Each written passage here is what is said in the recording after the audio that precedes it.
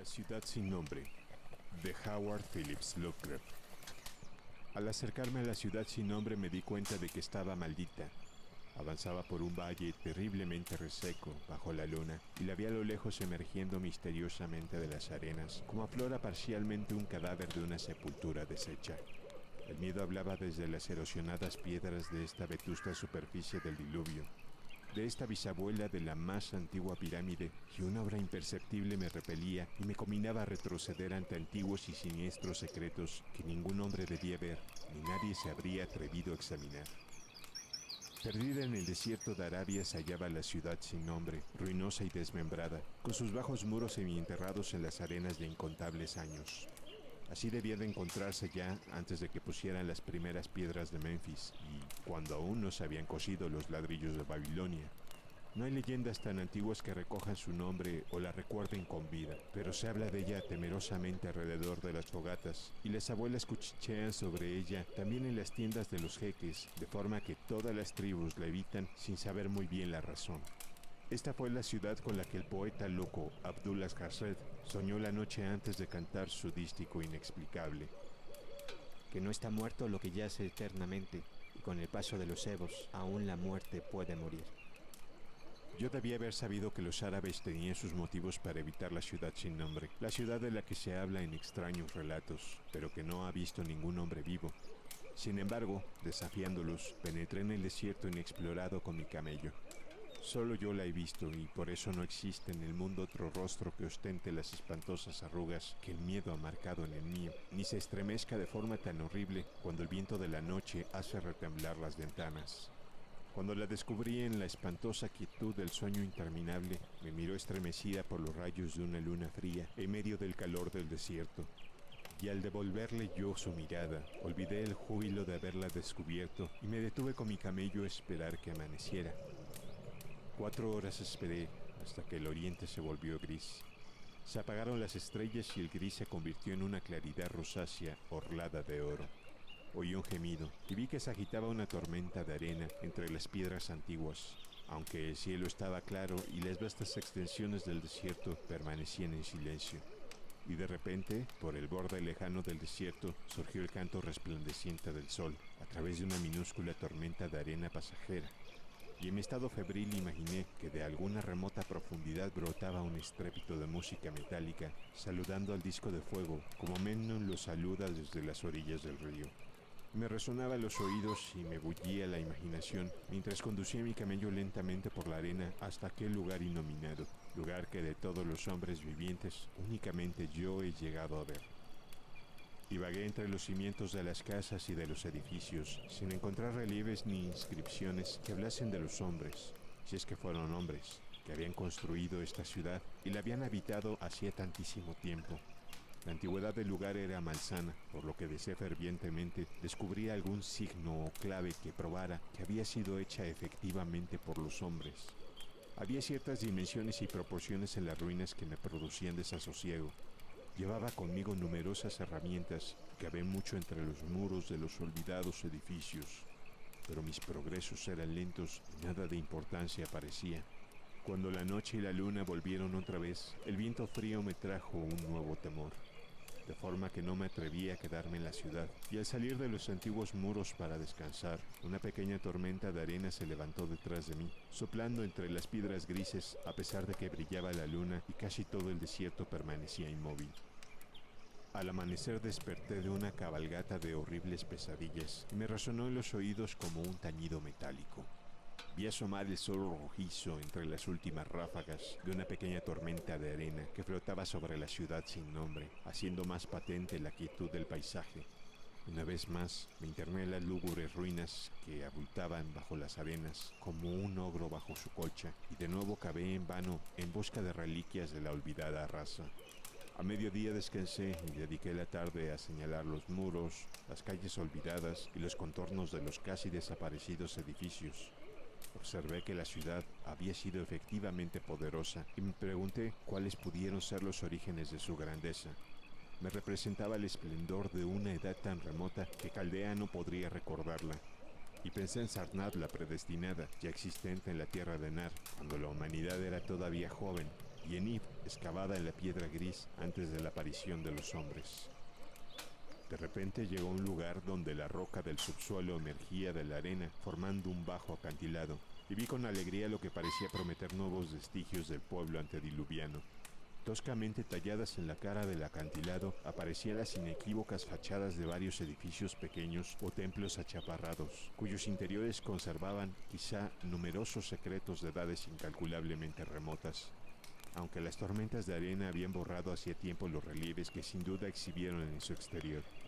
Las oscuras aberturas próximas a mí eran muy bajas y estaban cegadas por las arenas, pero limpié una de ellas con la pala y me introduje a gatas, llevando una antorcha que me revelase los misterios que hubiese.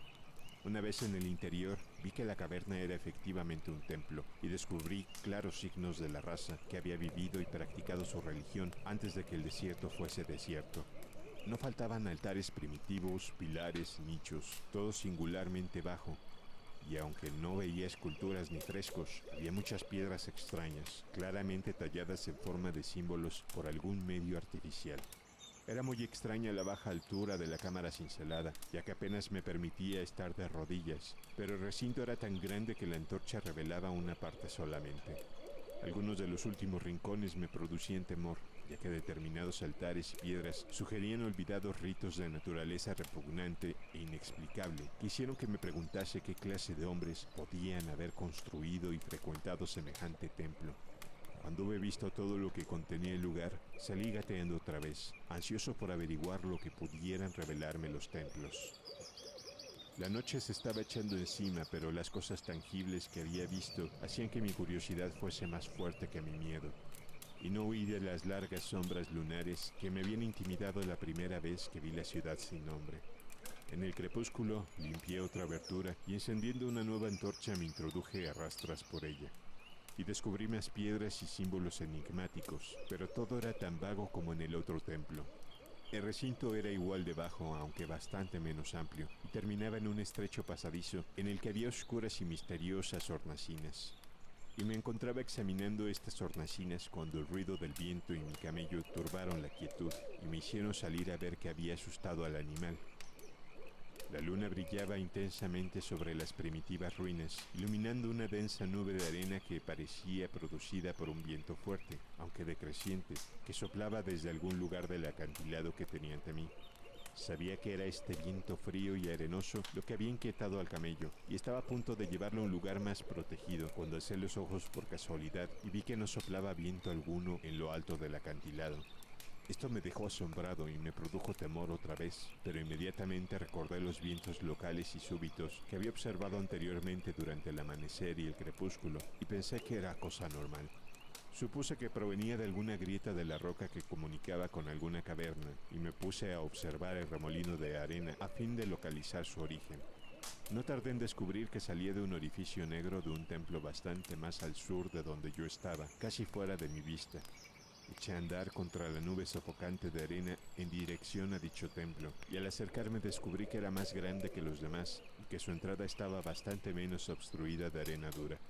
Habría entrado de no ser por la terrible fuerza de aquel viento frío que casi apaga mi antorcha.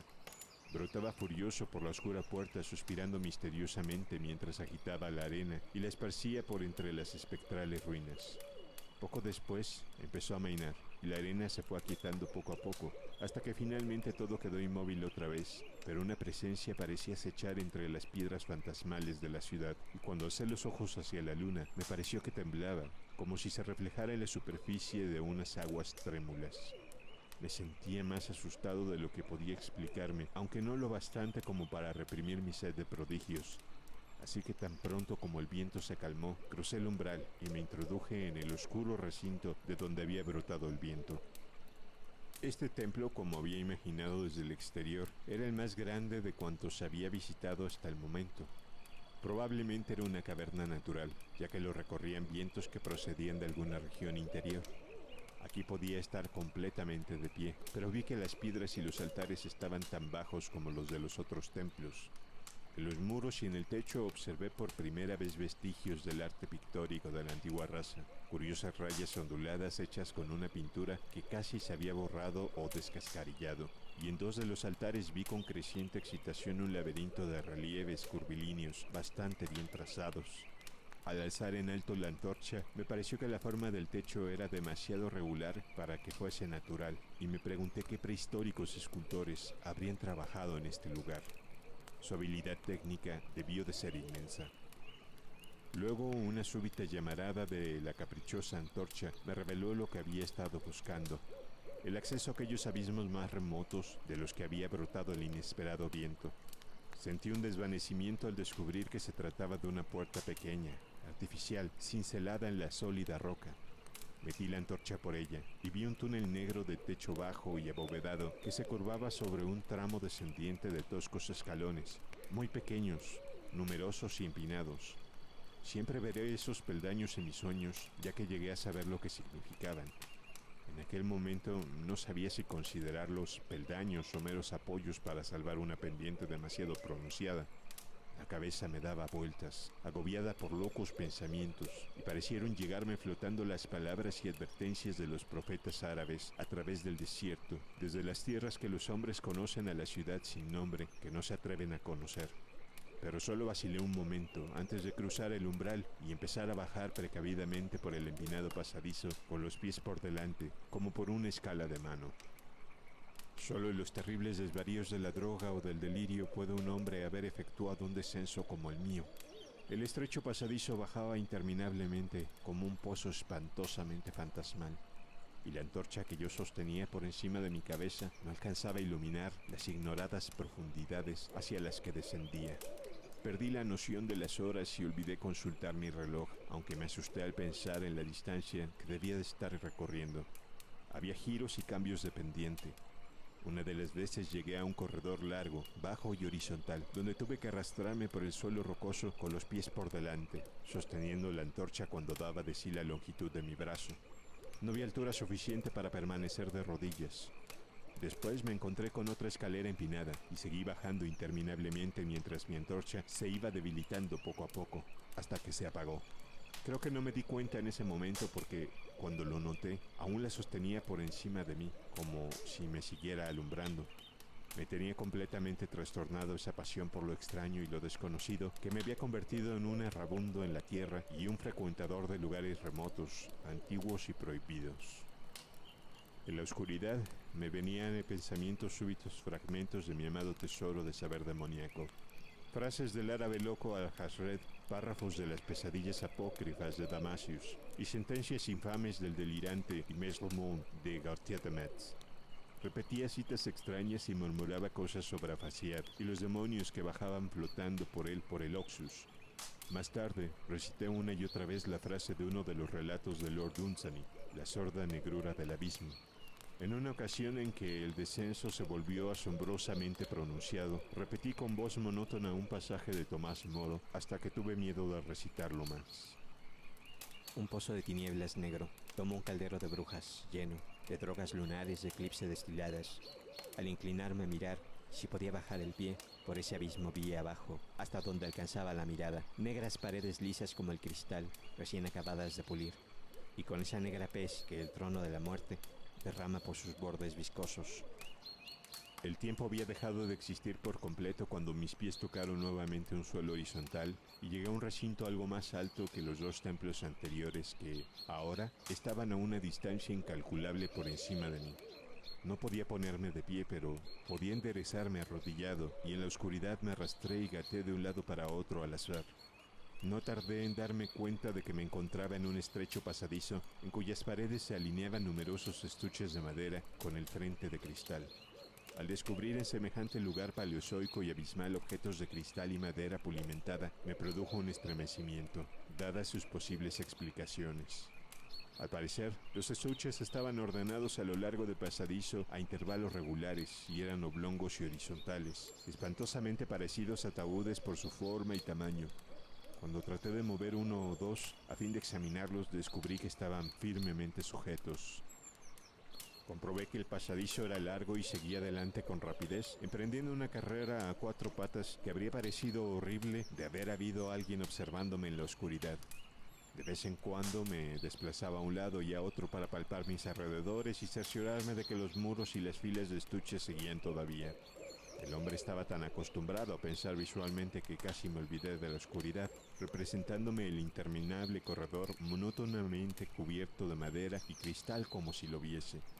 Y entonces, en un instante de indescriptible emoción, lo vi.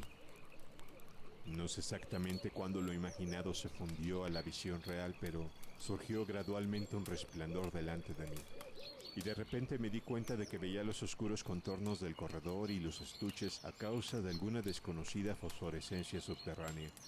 Durante un momento todo fue exactamente como yo lo había imaginado, ya que era muy débil la claridad, pero al avanzar maquinalmente hacia la luz, cada vez más fuerte, descubrí que lo que yo había imaginado era demasiado débil. Esta sala no era una reliquia rudimentaria como los templos de arriba, sino un monumento de un arte de lo más magnífico y exótico. Ricos y vívidos y atrevidamente fantásticos dibujos y pinturas componían una decoración mural continua cuyas líneas y colores superarían toda descripción. Los estuches eran de una madera extrañamente dorada, con un frente de exquisito cristal, y contenían los cuerpos momificados de unas criaturas que superarían en grotesca fealdad los sueños más caóticos del hombre. Es posible dar una idea de estas monstruosidades. Era de naturaleza reptil con unos rasgos corporales que unas veces recordaban al cocodrilo, otras a la foca, pero más frecuentemente a seres que el naturalista y el paleontólogo no han conocido jamás. Tenían más o menos el tamaño de un hombre bajo y sus extremidades anteriores estaban dotadas de unas arpas delicadas, claramente parecidas a las manos y los dedos humanos.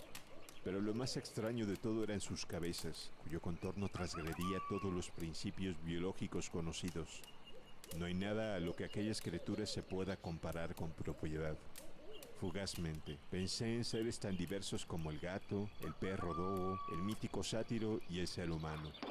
Ni el propio Júpiter tuvo una frente tan enorme y protuberante. Sin embargo, los cuernos, la carencia de nariz y la mandíbula de caimán le situaba fuera de toda categoría establecida. Durante un rato dudé de la realidad de las momias, casi inclinándome a suponer que se trataba de ídolos artificiales, pero no tardé en convencerme de que eran efectivamente especies paleógenas que habían existido cuando la ciudad sin nombre estaba viva. Como para rematar el carácter grotesco de sus naturalezas, la mayoría estaban suntuosamente vestidas con tejidos costosos y lujosamente cargadas de adornos de oro, joyas y metales brillantes y desconocidos.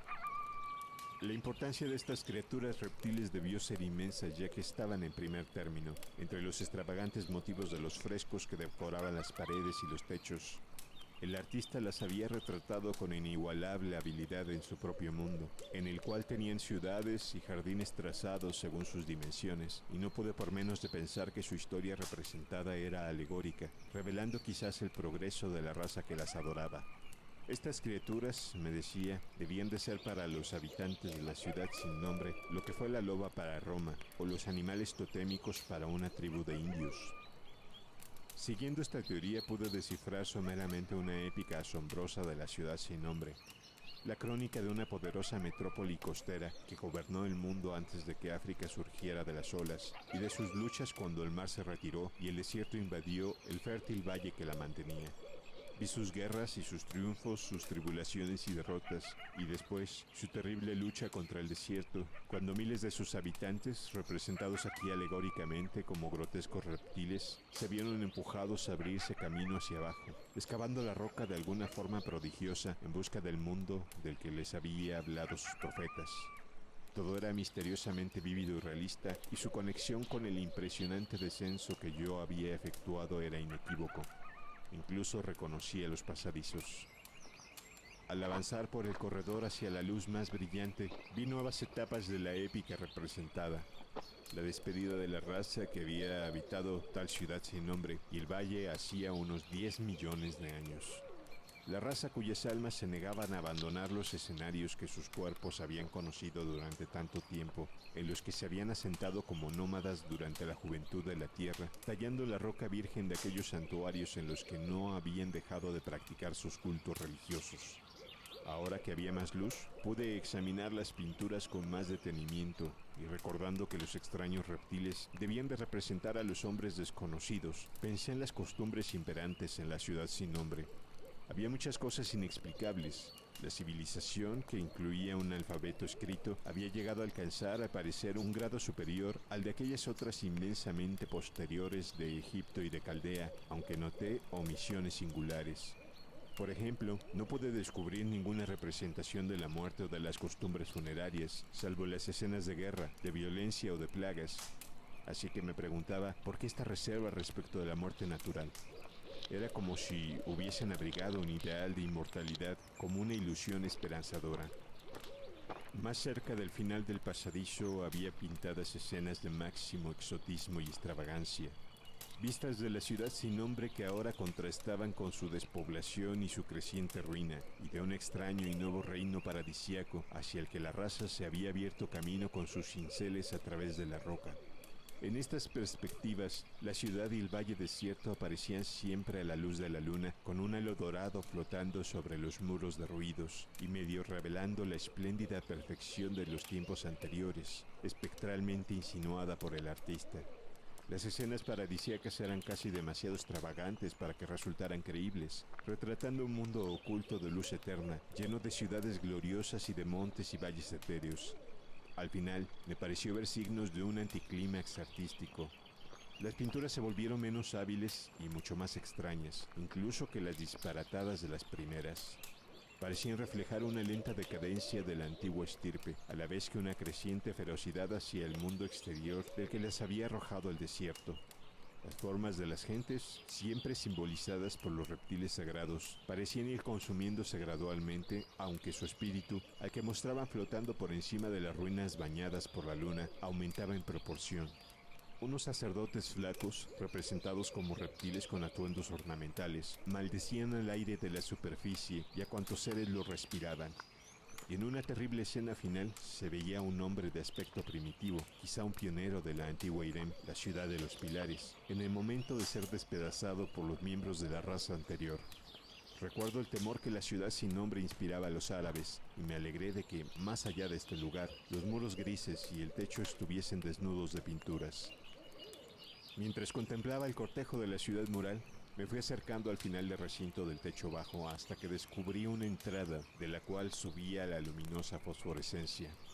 Me arrastré hasta ella y dejé escapar un alarido de infinito asombro ante lo que había al otro lado, pues en vez de descubrir nuevas cámaras más iluminadas, me asomé a un ilimitado vacío de uniforme resplandor, como supongo que se vería desde la cumbre del monte Everest al contemplar un mar de bruma iluminada por el sol. Detrás de mí había un pasadizo tan angosto que no podía ponerme de pie. Delante tenía un infinito de subterránea refulgencia. Del pasadizo al abismo descendía un pronunciado tramo de escaleras, de peldaños pequeños y numerosos, como los de los oscuros pasadizos que había recorrido, aunque unos pies más bajos los ocultaban los vapores luminosos. Abatida contra el muro de la izquierda, había abierta una pesada puerta de bronce, increíblemente gruesa y decorada con fantásticos bajorrelieves, capaz de aislar todo el mundo interior de luz si se cerraba, respecto de las bóvedas y pasadizos de roca. Miré los peldaños y de momento me dio miedo descender por ellos. Tiré de la puerta de bronce pero no pude moverla. Luego me tumbé boca abajo en el suelo de losas, con la mente inflamada en prodigiosas reflexiones que ni siquiera el mortal agotamiento podía disipar. Mientras me encontraba tendido con los ojos cerrados y pensando libremente, me volvieron a la conciencia muchos detalles que había observado de pasada en los frescos con un significado nuevo y terrible. Escenas que representaban la ciudad sin nombre en su esplendor, la vegetación del valle que la rodeaba, las tierras distantes con las que sus mercaderes comerciaban. La alegoría de las criaturas reptantes me desconcertaba por su universal distinción y me asombraba que se conservase con tanta insistencia en una historia de tal importancia. En los frescos se representaba la ciudad sin nombre guardando la debida proporción con los reptiles. Me preguntaba cuáles serían sus proporciones reales y su magnificencia y medité un momento sobre determinadas peculiaridades que había notado en las ruinas. Me parecía extraña la escasa altura de los templos primordiales y del corredor del subsuelo, tallado indudablemente por deferencia a las deidades reptiles que ellos adoraban, aunque evidentemente obligaban a los adoradores a raptar. Quizá los mismos ritos comportaban una imitación de las criaturas adoradas. Sin embargo, ninguna teoría religiosa podía explicar por qué los pasadizos horizontales que se intercalaban en ese espantoso descenso eran tan bajos como los templos, o más, puesto que no era posible permanecer siquiera de rodillas. Al pensar en las criaturas reptiles cuyos espantosos cuerpos momificados tenía tan cerca de mí, sentí un nuevo sobresalto de terror.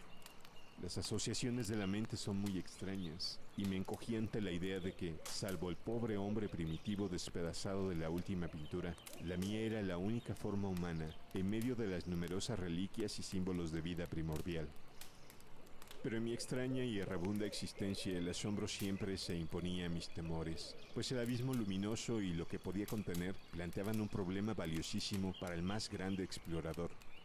No me cabía duda de que, al pie de aquella escalera de peldaños singularmente pequeños, había un mundo extraño y misterioso, y esperaba encontrar allí los recuerdos humanos que las pinturas del corredor no me habían podido ofrecer. Los frescos representaban ciudades y valles increíbles de esta región inferior, y mi imaginación se demoraba en las ricas ruinas que me esperaban. Mis temores efectivamente se relacionaban más con el pasado que con el futuro. Ni siquiera el horror físico de mi situación en aquel angosto corredor de reptiles muertos y frescos antediluvianos, millas por debajo del mundo que yo conocía, y ante ese otro mundo de luces y brumas espectrales, podía compararse con el miedo que sentía ante la abismal antigüedad del escenario y de su espíritu. Una antigüedad tan inmensa que empequeñecería todo cálculo, parecía mirar de soslayo desde las rocas primordiales y los templos tallados de la ciudad sin nombre, mientras que los últimos mapas asombrosos de los frescos mostraban océanos y continentes que el hombre ha olvidado, cuyos contornos eran vagamente familiares. Nadie sabía qué podía haber sucedido en las edades genealógicas, ya que las pinturas se interrumpían y la resentida y rencorosa raza había sucumbido a la decadencia. En otro tiempo, estas cavernas y la luminosa región que se abría más allá habrían hervido de vida. Ahora me encontraba solo entre las vívidas reliquias y temblaba al pensar en los incontables siglos durante los cuales dichas reliquias habían mantenido una vigilia muda y abandonada. De pronto me invadió aquel agudo terror que de cuando en cuando me asaltaba desde que había visto el terrible valle y la ciudad sin nombre bajo la fría luna. Y a pesar de mi cansancio me sorprendí a mí mismo incorporándome frenéticamente y mirando hacia el oscuro corredor, hacia los túneles que subían al mundo exterior. Me dominó el mismo sentimiento que me había hecho abandonar la ciudad sin nombre por la noche y que era tan inexplicable como acuciante. Un momento después, sin embargo, sufrí una impresión aún mayor en forma de un ruido definido, el primero que quebraba el absoluto silencio de estas profundidades sepulcrales. Fue un gemido bajo, profundo, como de una multitud lejana de espíritus condenados, y provenía del lugar hacia donde yo miraba. El rumor fue creciendo rápidamente, y no terminó en resonar de forma espantosa por el bajo pasadizo. Al mismo tiempo tuve conciencia de una corriente de aire frío, cada vez más fuerte, idéntica a la que brotaba de los túneles y barría la ciudad.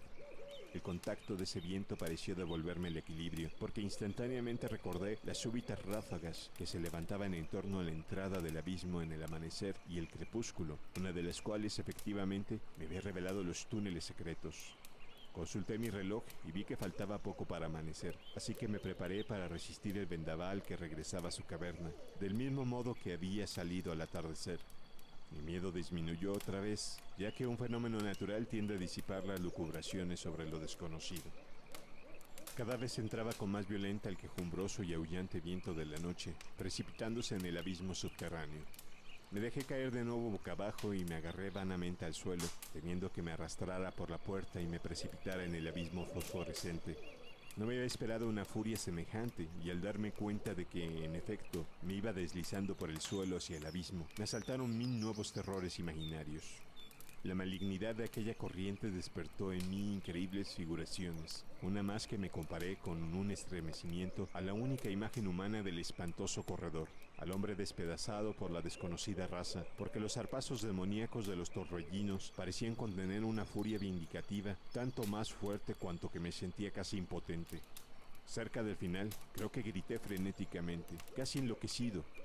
Si fue así, mis gritos se perdieron en aquella babel infernal de espíritus aulladores.